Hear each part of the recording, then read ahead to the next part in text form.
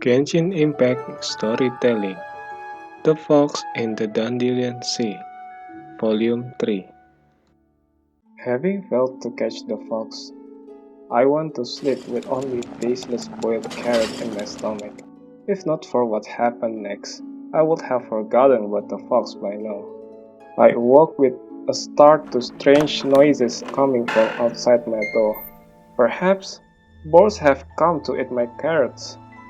I hopped out of bed and opened my door. To my surprise, there stood a tiny little white fox. Its fur was so white that it glowed in the dark, not unlike the way the sunlight sparkles on the water after filtering through the treetops. It must be the fox from earlier today.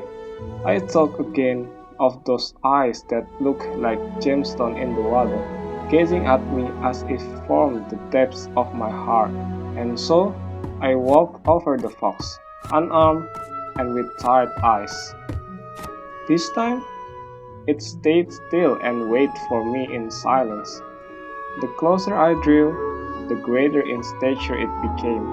By the time I stood before it, it had magically transformed into a human. She was a tall and slender woman with a swan-like neck and pearly skin. Her eyes sparkled like gemstone fragments in a pool of water. In the darkness, they seemed to shine like rays of sunlight on water after filtering through the treetops. What a beauty! She looks a lot like a girl I fell in love with long ago. So I barely remember her name. Those eyes tell me she must be her. I thought to myself, this can't be. Must be some type of fox magic. Stranger still, the idea of fox magic had only occurred to me in that instant. You'd believe anything after you've seen those eyes. For all the magic and transformation I had witnessed, nothing amazed me quite as much as the gemstone lakes of her eyes.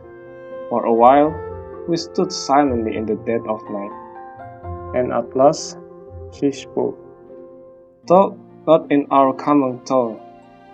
I could somehow understand her, some other magic perhaps. I would have died by the lake if you had not come in my hours of need. She paused and continued. Although to die by that gemstone lake is no bad thing, we foxes are grateful beings, so you must let me return the favor.